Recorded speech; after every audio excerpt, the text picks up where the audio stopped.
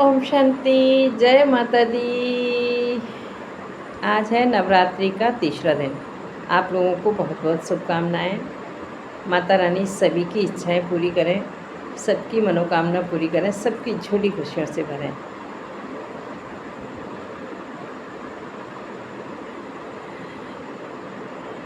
एक बात मैं आपको बताना चाहती हूँ। आप सोचिएगा कि आप लोग व्रत कर लेते हैं भूखे रह करके। आप किसके लिए? माता रानी के लिए। जिस प्रकार हम अपने बच्चे को भूखा नहीं देख सकते, तो क्या माता रानी हमको भूखा देख सकते हैं? वो माता रानी तो बहुत ही दयालु है। कहते हैं ना, दयालु तू है माँ, क्षमा कर देती है। तो वो तो इतनी दयालु है, वो नहीं चाहती कि आप भूखे मरो। लेकिन हम लोग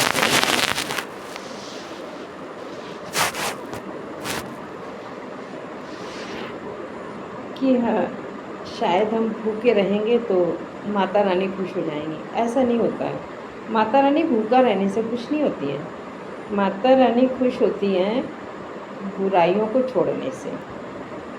अन्न को छोड़ने से माता रानी खुश नहीं होती है। देखिए, आप अन्न नहीं खाएंगे तो कुछ और खाएंगे। व्रत में कुछ ना कुछ तो खाते हैं ना। कोई दूध पियेंगे, चाय पियेंगे, फल खाएंगे, मेवा खाएंगे, कुछ भी खा लेते हैं। मतलब आलू वगैरह, ये सेंधा नमक डाल के पेट तो मतलब भर ही लेते हैं। और जो बिल्कुल भूखे रहते हैं वो सोचते हैं हम पे माता रानी ज़्यादा प्रसन्न हो जाएंगी, तो बिल्कुल गलत सोचते हैं। मैं तो इस चीज़ को बिल्कुल नहीं मानती कि भूखे रहने से भगवान खुश होता है। मेरी तो ये सोच के बाहर है। भगवान चाहता है बुराइयों का व्रत करो। आप झूठ बोलते हैं, झूठ बोलना छोड़ दीजिए। आप चोरी करते हैं, चोरी करना छोड़ दीजिए। आप चुगली करते हैं, चुगली करना छोड़ दीजिए। आप कोई भी बुरा आचरण करते हैं उसको त्याग दीजिए। तब तो माता रानी खुश हो सकती हैं, जब हमारे अंदर बुराइयां नहीं होंगी। लेकिन हम इतनी सारी बुराइयों के साथ सिर्फ अन्न का त्याग करें, इससे माता रानी खुश नहीं होंगी। क्योंकि हम सिर्फ अन्न का त्याग करेंगे, बाकी और किसी का नहीं करेंगे। झूठ वैसे ही बोलेंगे, चुगली वैसे ही करेंगे, चोरी चकारी वैसे ही करेंगे। मतलब सिर्फ अन्न छोड़ देंगे। अन्न की जगह हम दूसरी चीज़ें खाएंगे। जैसे कई लोग साबूदाना खा लेते हैं, कई नहीं भी खाते हैं। कई लोग आलू खाते हैं सेंधा नमक वाले, कई सिर्फ मीठा खाते हैं। कोई फल खाता है, कोई दूध पीते हैं, कोई खीर बना के खाते हैं। लेकिन कुछ ना कुछ खाते तो है ना। सिर्फ अन्न ही तो छोड़ा है। अन्न की जगह दूसरी चीज़ें लेनी शुरू कर दें। और मेरी समझ से व्रत है ना, रोटी से ज़्यादा महंगा पड़ता है।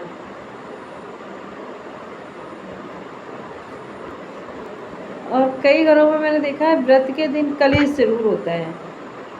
कई माताएं व्रत रहती हैं और अपने पति को इतना सुनाती हैं कि हम तो उपास है, सुबह से हमने कुछ खाया नहीं है, मेरा तो व्रत है, तुमने तो ठूस लिया, तुमने तो खा लिया। बच्चों को भी सुना रही हैं, पति को भी सुना रही हैं, सबको सुना रही हैं। हमें तो कुछ खाने के लिए नहीं है, मुझे फल ला दीजिएगा, मुझे ये ला दीजिए, मुझे वो ला दीजिएगा। तो अब पति बेचारा जेब टटोल रहा है। पैसे हैं कि नहीं है, इससे उन्हें कोई मतलब नहीं है, सिर्फ उन्हें सुनाना है। और आपने देखा होगा कि व्रत के समय सारी चीज़ें महंगी भी हो जाती हैं, क्योंकि लोगों को पता है ना कि व्रत में सभी लोग खाएंगे फल फ्रूट्स वगैरह, तो नॉर्मली फिर भी ठीक मिलते हैं, और व्रत के टाइम पे बहुत महंगे हो जाते हैं। अब वो कुछ बोल भी नहीं पा रहा है बेचारा, भूखी है, व्रत है। ऐसा व्रत मेरी समझ में नहीं आया जो किसी को टेंशन दे। इससे अच्छा हम माता रानी का ध्यान करें, पूजा करें और भोजन करें, और वैसे भी देखना, हम भी तो माँ है किसी की। जब मेरा बच्चा भूखा होता है तो मेरा मन नहीं लगता। जब तक वो आ नहीं जाता तब तक यही लगा रहता है, आज मेरे बच्चे ने खाना नहीं खाया, आज मेरा बच्चा भूखा चला गया। मतलब हमसे भी नहीं खाया जाता। जब भी खाने बैठो तो बच्चे का ध्यान आता है कि आज मेरा बेटा बिना खाए चला गया। तो आप सोचो, जो जगत माँ है, दुनिया की माँ है, उसको कितना ख़राब लगता होगा जब माँ उसके बच्चे भूखे रहते हैं। कईयों के पास नहीं होते हैं पैसे, नहीं ला पाते हैं फल फ्रूट्स, है ना, व्यवस्थाएं नहीं कर पाते हैं, तो वो कई लोग जल पी कर रहते हैं। बहुत बहुत कठिन व्रत रहते हैं। अरे ये इतना सब कठिन व्रत करने की ज़रूरत नहीं है। माता रानी नहीं कहती हैं आप इतना भूखा प्यासा रहो, कमज़ोरी आ जाए, फिर इतनी वीकनेस हो जाए कि हॉस्पिटल में एडमिट होना पड़े, फिर ग्लूकोज चढ़ाना पड़े। क्या फ़ायदा है ऐसे व्रत का? फिर वो हज़ारों का बिल बने, फिर कर्जा लेना पड़े। मेरी समझ से तो ऐसा व्रत नहीं करना चाहिए जिससे कि दूसरों को कष्ट हो। व्रत ही लेना है तो बुराइयों का ले लो। आज अरे सारा जीवन नहीं कर सकते, कम से कम 9 दिन तो कर सकते हो ना। मौन व्रत कर लीजिए, सबसे बढ़िया व्रत है। जितना कम बोलेंगे उतना ही विवाद से बचेंगे। सबसे बेस्ट व्रत है मौन व्रत। सुबह ही बोल दो घर में कि आज मैं किसी से बात नहीं करूँगी, आज मेरा मौन व्रत है। कोई खर्चा नहीं है, अपनी एनर्जी भी बचती है। बोलने में हमारी एनर्जी भी वेस्ट होती है।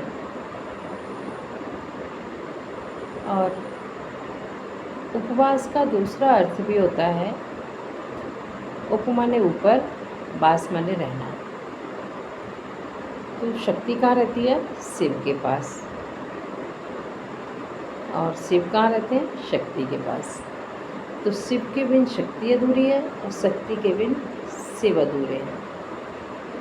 तो शिव रहते हैं परम धाम में, ऊपर। तभी तो कहते उप माने ऊपर, वास माने रहना। तो परम धाम में रहते हैं शिव जी, और शिव जी के पास ही रहती है शक्ति।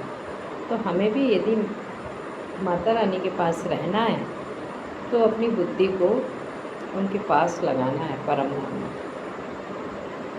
परम धाम कैसा है?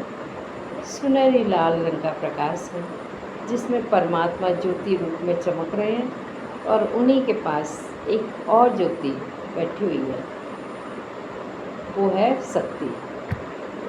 तो खुद को भी शक्ति का अवतार ही समझना चाहिए, क्योंकि हमारी भी जो आत्मा है ना, ज्योति स्वरूप, उसी में तो इतनी शक्ति है कि इतनी बड़ी शरीर को चला रही है। तो शिव से शक्ति लेना है तो हमें शिव शक्ति के पास जाना पड़ेगा। घर बैठे तो कोई काम नहीं होता है, हमारा कुछ भी काम होता है तो हमें वहाँ तक जाना पड़ता है। तो हमें ऊपर निवास करना होगा थोड़ी देर। जैसे हम पूजा पाठ करते हैं तो मंदिर जाना पड़ता है। तो आप सच्चा व्रत कीजिए, बुराइयों का व्रत कीजिए और शिव शक्ति के पास वास कीजिए। अपनी बुद्धि को परमात्मा से लगाइए, जिसको कहते हैं योग। योग का मतलब होता है जोड़। अपनी बुद्धि को परमात्मा से जोड़िए, आपकी सभी मनोकामनाएं पूरी हो जाएंगी और आप भी खुश रहेंगे और आपका परिवार भी खुश रहेगा। क्यों? हमारी कोई डिमांड ही नहीं होगी। और सारा कलह की जड़ क्या है? डिमांड। आज मेरा व्रत है, मुझे फल चाहिए, मुझे ड्राई फ्रूट्स चाहिए, मुझे ये चाहिए, मुझे वो चाहिए। तो जब हमारे ये सब खर्चे ही नहीं होंगे, अच्छे से खाओ पियो, भगवान का भजन करो, इस अच्छे कर्म करो, इससे अच्छा व्रत कोई भी नहीं है। ओम शांति। आपको मेरी बात अच्छी लगी हो तो कमेंट कीजिएगा, लाइक कीजिएगा और शेयर भी कर दीजिएगा, फॉलो ज़रूर कर लीजिएगा। ओम शांति। जय माता दी।